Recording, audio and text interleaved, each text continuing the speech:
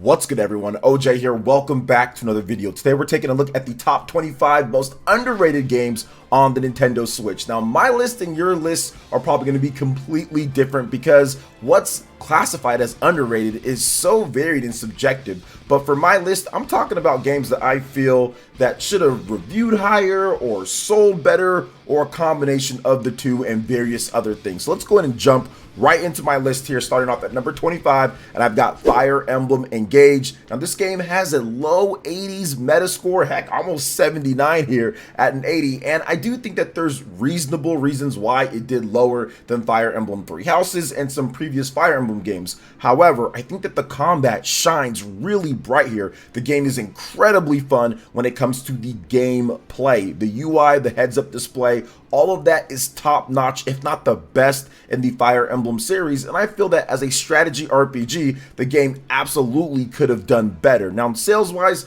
obviously it wasn't going to hit what Fire Emblem Three Houses hit, but it still did okay, but I felt that it was going to do a little bit better, although it is selling okay in Japan with the eShop sales, so I do think it's going to do okay overall, but I just feel that reviews-wise and sales-wise, Fire Emblem Engage is a bit better than how it performed, but I don't think that they're necessarily upset with it, considering that they did sell 1.6 million plus copies of an anniversary game that they held on to for quite some time. But number 25, Fire Emblem Engage. But before we get into the next one here, guys, please make sure you hit that like button, subscribe if you're someone new, and click that notification bell for all the latest Nintendo Switch and RPG content. Next up at number 24, God Eater 3. This is a low 70s, mid 70s Metacritic score game, and people kind of see it as a knockoff or budget type of Monster Hunter game, but it's anything but that. It's a fantastic title that's got a lot of great gameplay, really cool weapons, good graphics, good online play.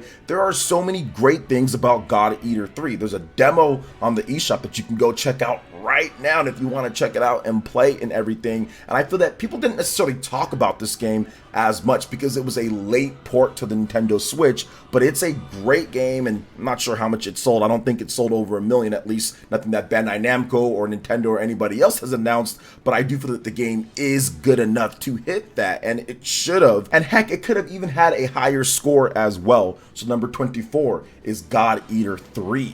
Number 23, Trials of Mana. Once again, another 74 Metacritic score here, and I understand why some of the scores were lower. When it comes to the combat, the graphics are good, but the combat sometimes lacks a little bit of the punch. But if you look at the overall package that this game gives you when it comes to content, replay value, graphics, everything there is kind of just set for it to be a bit better, maybe in the 80s rated score. Now, it sold decently, over 1.3 million units, so not necessarily bad there. And it was a successful remake of a game that never was officially released originally with Seiken Densetsu 3 or Secret of Mana 3, but then did get released in the collection. But I did feel that it maybe deserved a little bit higher and more eyes on this game. I think the Mana series just in general is underrated overall, but I do feel that Trials of Mana and the Secret of Mana collection help boost the Mana series to higher levels, more popular than probably it's ever been, or at least since the Super Nintendo days at least. So at number 23 is Trials of Mana. Number 22, Bravely Default 2, and this has a 76 Metascore. It could have been higher on my list. I think that Bravely Default 2 kind of got punished a bit because it's a bit of a punishing turn-based JRPG. Like, a lot of it in terms of the graphics with the chibi look and kind of like the muted atmospheres and how they kind of walk and look and everything, it just didn't strike the right chord. But if we're talking about pure gameplay here, this game is absolutely an 80 plus rated game and should be selling 2-3 million copies plus, because the Brave and Default system that is so well done in the games from the Nintendo 3DS comes back here and is even better with all the different jobs and classes and equipment and levels and strategies and bosses you can fight.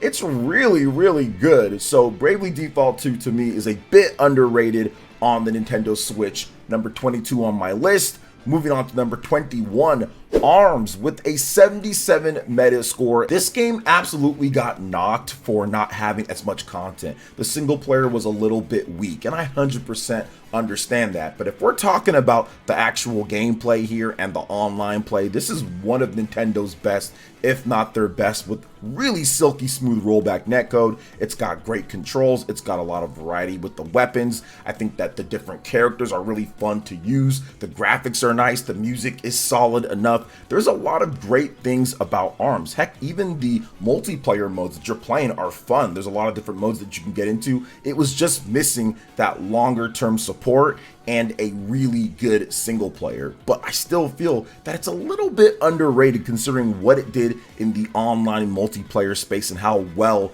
that worked. Plus the different strategies and things you can do. I think it was very intuitive with the motion controls that people really liked, or even if you didn't want to use those, the regular standard controls worked really well too. So to me, ARMS is a little bit underrated, and it seems to people not necessarily checking it out as much as they should have. Next up, at number 20 is Golf Story. Now, Golf Story is crazy that it only has a 78 Metascore because this game is really good on the Nintendo Switch. Now, the Golf Story game, it came out early in the life of the Switch. I think that people were a little bit like weirded out by what this game was, like an RPG, golf, indie type of game. But if you play, it absolutely feels like it's a polished indie title that would be up there in the 80s or 90s type of score. Now the game sold decently, got a sequel as well, but Golf Story itself is absolutely incredible, and I do think that more people need to check it out on the Nintendo Switch. Kind of had like a blip of popularity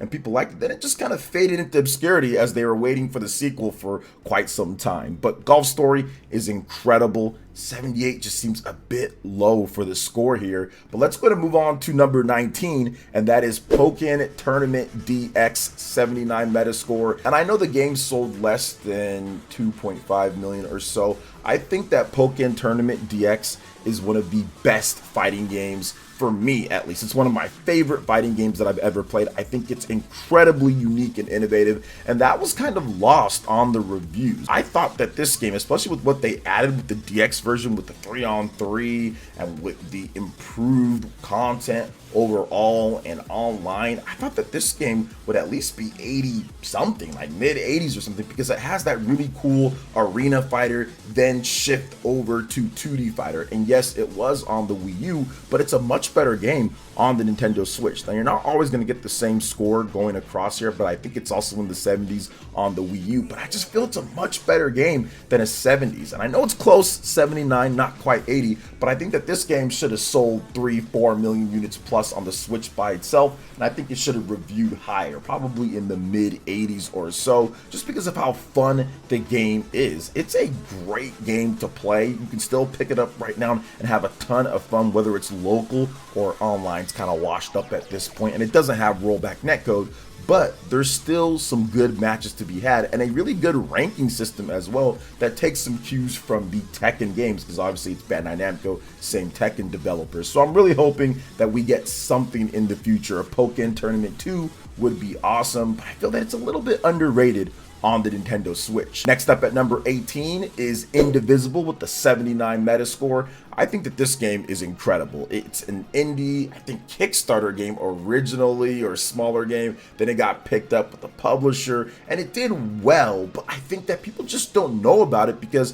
that style, the Valkyrie profile, where you have characters assigned to each button on there, people just don't necessarily play games like that, and there's not a lot of games like that in today's day. Indivisible is one of those games that emulated what Valkyrie profile did and did it really well. It's got a great art style. It's got incredible graphics. I love what they've done there. The animations are really good too. The music is solid. The controls are solid. The story is solid. It's good. I think that 79 is a bit lower, and I think that more people probably should have purchased the game as well. So if you haven't checked it out, check out Indivisible on the Nintendo Switch. Coming in at number 17 is Battle Chasers Nightwar. Bet you haven't heard that for a long time. This is an old school 90s era RPG, but with the license that they have there with comic books of the Battle Chasers franchise, and it's really good. I like the turn-based combat in there. I think that they have a lot of different abilities, cool characters.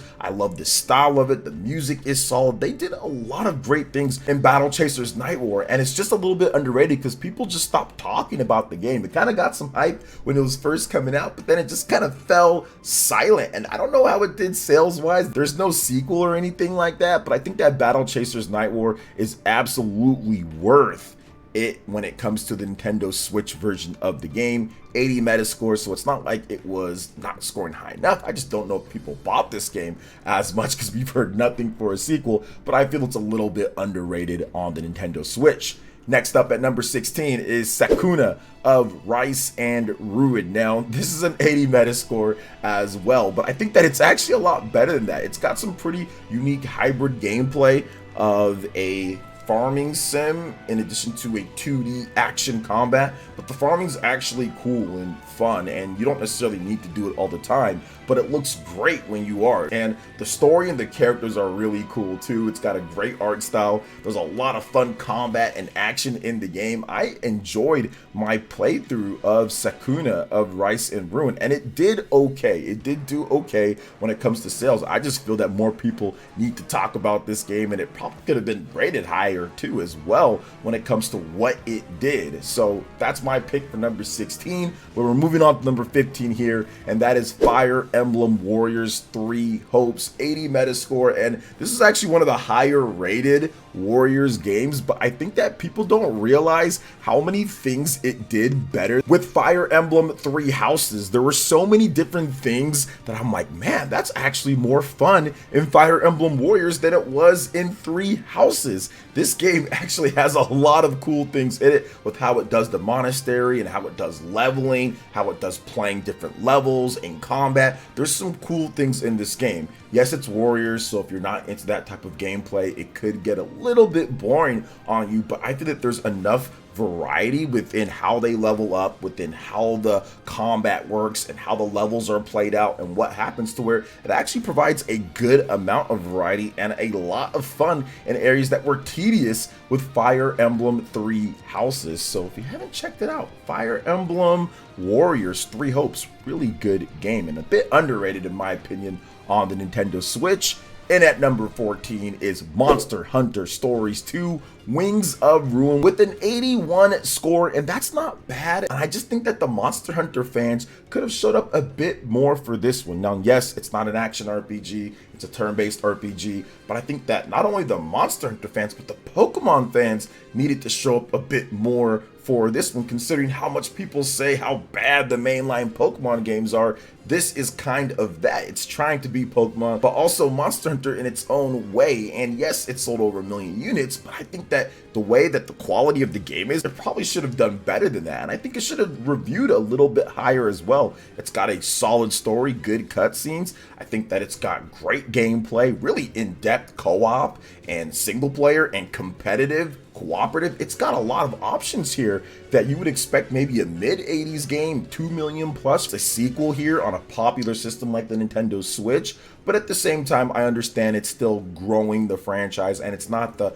main normal line of Monster Hunter games. But if you haven't checked out Monster Hunter Stories 2 and you want a Pokemon style experience but a bit more polished here, check it out on the Nintendo Switch. Next up at number 13 is Yooka-Laylee and the Impossible Lair. Now, we all know about Yooka-Laylee. That was so hyped because it's from the creators of Banjo-Kazooie. It was supposed to be the next thing, and it didn't quite live up to Banjo and Kazooie. But you know what game kind of did live up to it a bit? That's Yooka-Laylee and the Impossible Lair. This is not a 3D platformer. This is a 2D platformer with these characters, and it's very well done. It's kind of like Donkey Kong Country, Tropical Freeze. Gives me that type of style, that type of visuals and everything. Very cool looking, very clean running as well. So it's a really good 2D platformer, and I think people just didn't really pay attention to it as much because of what happened with Yooka-Laylee and all of the hype and necessarily not living up to that hype with it. But It's an underrated game on the Nintendo Switch. Check it out if you haven't already done so. Next up at number 12 is Gunvolt Chronicles Luminous Avenger. And I do think that this could probably span across the whole series. The Gunvolt series in general is underrated. People love Mega Man, and rightfully so, I get that.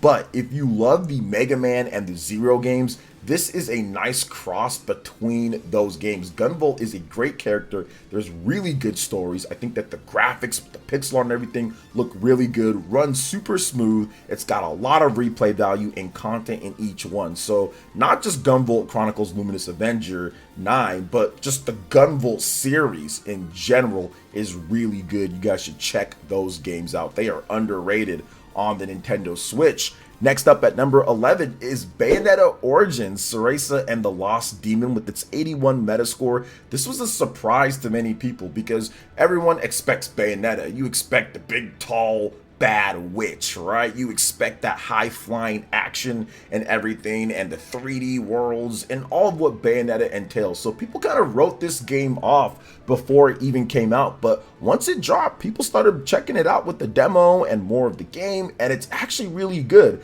Now, it didn't really sell up to where the Bayonetta franchise even sells, and the Bayonetta franchise isn't the most popular out there, so this is definitely the worst selling Bayonetta game, but it's definitely not a game that you should skip out on because of that. It's really good, and maybe came in a little bit too pricey at the $60, but they're starting to be discounts at this point. So I feel that the sales could pick up once it hits like the $29.99 range. I think that's when people are really going to say, okay, I'll check this out. And I think that you will not be upset because Bayonetta Origins Cereza and the Lost Demon surprised me with how good the game is, especially the ending. Next up at number 10, we have Nioh, The World Ends With You with its 82 score on Metacritic. And I think that this game was dealt a bad hand when it comes to it being underrated. One, because yes, The World Ends With You isn't a super popular franchise from the Nintendo DS and mobile and the Nintendo Switch with the ports, right? We haven't had a lot of those games. But also two, Square Enix just like didn't care. They barely marketed the game. But also three, I think that they lost a little bit of the focus of the game. I feel that it probably should have put everything they had when it comes to money and time and effort into the Switch version of the game and market it as an exclusive to really get that extra Nintendo Switch boost or Nintendo Switch hype or exclusive hype. And then they could have ported it over to other platforms if it did well. I think that spreading the resources out across multiple platforms might have been a bad idea, but it's still a really good game. I think the combat is really good in the game, and the score should have been a bit higher. I felt that this game was better than the 82 average, and obviously it should have sold way better than it did, but the marketing was just off. It just wasn't meant to be with it, but that doesn't mean you can't right the wrong and check it out at some point. Coming in at number 9, Triangle Strategy with its 83, and the game sold decently enough, but I thought that this game would be like a 90 something when it comes to it. I thought that this game would be much higher, at least like a high 80s, because the combat and the gameplay and everything in this game is so good. It's not the most in-depth strategy RPG, but man, it's one of the most fun with the kudos system. Like, I was actually kind of shocked that it was sitting at an 83 score. I thought it'd be higher, and let's talk about that story. The story and the choices are incredible. I love the gameplay surrounding it, how you have to go and collect facts and kind of see what you need to do, and you can convince people one way or another. Sometimes you really don't know what's going to happen, and you really have to make sure that if you want something to be done, you have to convince people to do it that way. But I love the dark story tone. I like the fact that you can really side with who you want to. I like the fact that everybody has their own strategies and motivations, and there's a lot of characters to use, and there's just a great quality of life feature with the encampment as well, being able to access that anywhere, even before main missions, so you can level up and grind, upgrade your characters, you can go read lore on the story. It's just a fantastic game. I feel that's a little bit underrated on the Nintendo Switch. Next up at number 8, Tales of Vesperia Definitive Edition. Now, I think that a lot of the hype for the Tales of franchise goes towards the Tales of Symphonia game. Yes, not on the Switch. That remaster, if you're going to call it that, was not necessarily great, but just Tales of Symphonia. You also have Tales of Berseria. You have Tales of Arise. A lot of that gets the hype, when it comes down to it. But Tales of Vesperia to me is definitely my favorite Tales game of all time, and the Switch version is solid. I think that people just kind of get mixed up with some of the other Tales games in terms of what's happening, but this game is really good, and I know it's sold decently.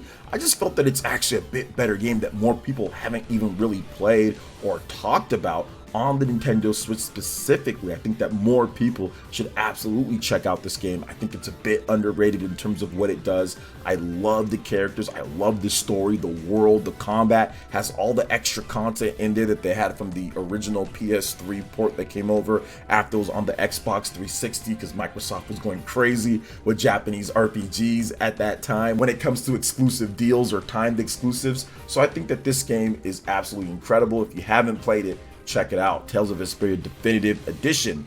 Next up at number 7 is Rayman Legends Definitive Edition. And man, I found out there's a lot of people who don't know what Rayman is, have no idea, and did not know it's a quality franchise. Now, it has an 84 Metascore on the Switch, and I have no idea why it's that low compared to the other versions of the game, because the Switch version of the game works really well, and it's really good, and it's fun to play on the go, and everything's just awesome. The game is just as good as it is on any other platform, but I think at the same time, the Rayman franchise in general is underrated as a whole. The original games, when it comes to Rayman Origins, a lot of the other 3D platformers, yes, they're not perfect or anything, but I just think that 84 is way too low for Rayman Legends on the Nintendo Switch. I don't care if it's a port, and I think that more people should absolutely check out Rayman on the Nintendo Switch. It's a really good game. You'd be shocked. There's a lot of big name content creators that don't know who Rayman is or never played a Rayman game, so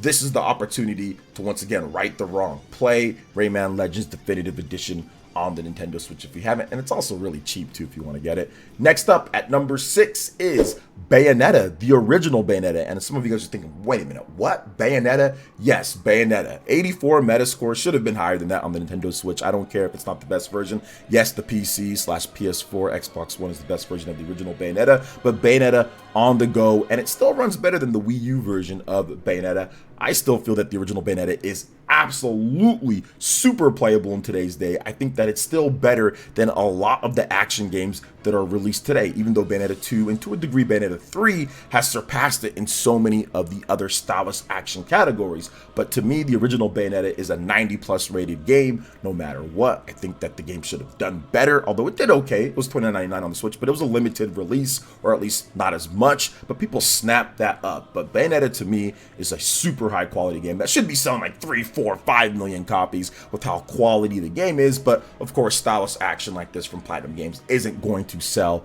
like that, but it's still worth every single penny, and it should have been higher than 84. I don't care, should have been higher. Next up at number 5 is Persona 5 Strikers with its 81 Metascore. This game, I think, kind of got bit by the it's a Warriors game bug, right? I think that that's what people went into it thinking, that it's a Warriors game because of the demo and because of the style of the game, and it's of course Koei Tecmo making the game, but it's really a hybrid. It's really an action RPG hybrid of what you would expect in a normal RPG. It's got some platforming in there, but the combat in the game is very much like a action RPG and not a normal Warriors game. There's a lot of mix up with the gameplay. It is not like Hyrule Warriors, or it's not like Dynasty Warriors. It's very different, and it's very good. And I think that the scores may be a bit low. I think it could have sold a bit better considering how popular Persona 5 is. I think more people that played Persona 5 should check out this. It's a sequel to the original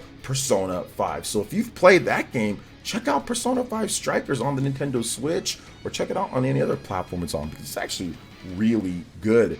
Coming in at number 4, yes, Metroid Dread. Yes, it's got an 88 score on Metacritic, which is good. Yes, it's got 3 million plus units, but to be honest, this should be a 90+ rated game in my opinion. There are so many other Metroidvania games, well, not so many other, but there are other Metroidvania games on the Nintendo Switch, and Metroid isn't a Metroidvania, but you guys know what I'm talking about with that style of game, that are in the 90s. And the fact that the original Metroid Dread, with the story that it has, especially with that ending, with the gameplay, with the content, with everything, this is a 90+ rated game. It is not an under 90 game. And yes, I know, opinions here, opinions there, but I personally feel that Metroid Dread definitely needs to be in the 90s plus score. That's how good the game is. And I feel that more than 3 million people should be buying it. Yes, is that the best selling Metroid game of all time? Is that incredible? Yes, it's really awesome. And to be honest, we're going to get another Metroid game because of the sales here. But I think that it's time to take the next step. But I think that Metroid Dread should have sold 5 million plus. And heck, more people are still buying the game. You never know where it's going to end up.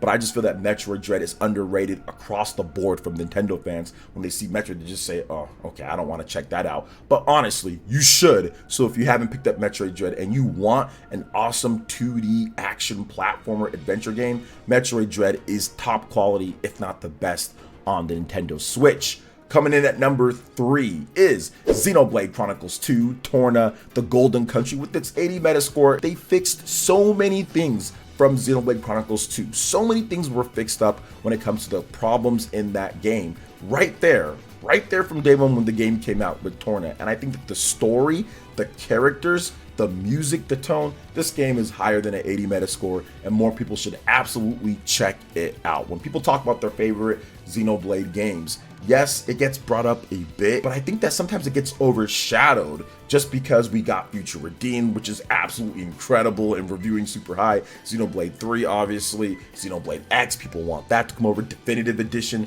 But Xenoblade Chronicles 2 Torna, the Golden Country is by far one of the best experiences when it comes to Xenoblade on the Nintendo Switch, and it's a must play for any Xenoblade fan. Or if you want to get into Xenoblade, obviously something you can run across once you're finished with Xenoblade 1 and Xenoblade 2. Now, next up, number 2, we've got Valkyria Chronicles and Valkyria Chronicles 4, a double pack.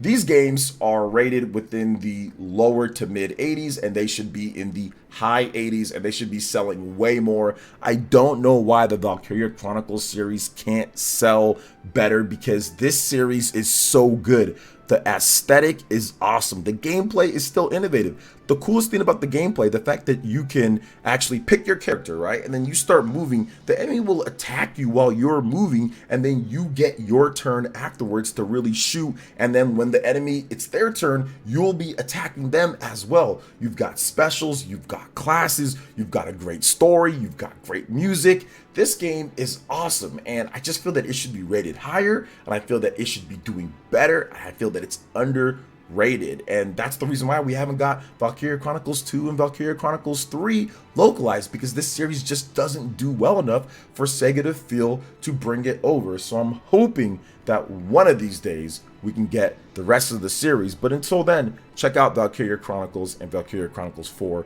on the Nintendo Switch.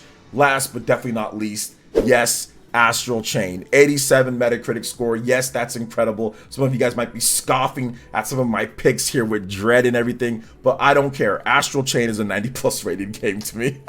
It's one of the best games on the Nintendo Switch. I think I had it on number 3 of my top 25. Astral Chain is easily one of the best games on the Nintendo Switch. I had it in my top 5 games of all time on the Nintendo Switch, and it's a game that just does everything right. Now, it got dinged a little bit because of the story. The story isn't the best, but the more that I played the game, because I actually recently beat it again for like the 3rd or 4th time or whatever, the story's not too bad. It's just a little bit predictable and cliched here and there, but it's not a bad told story. I think that the voice acting is good. I think the setup and scenes are awesome. The cinematics are some of the best on the Nintendo Switch. The graphics are incredible, and the gameplay, the amount of content, the no microtransactions, all the things that you want in a game are all just right there. So to me, it should have been a 90 plus rated game. It should have been in the Game of the Year discussion at the Keeley Awards. It should have got all of that. Obviously, it's still really good with an 87 Metacritic score, and it's actually sold better than every Bayonetta game so far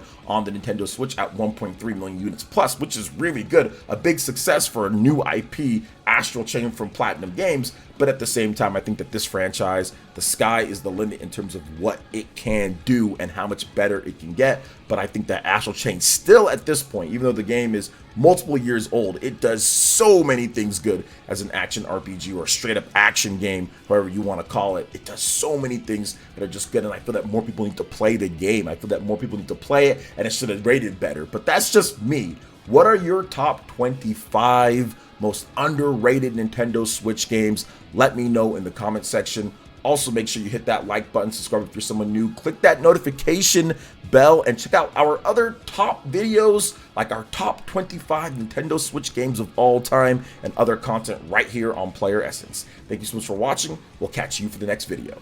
Peace.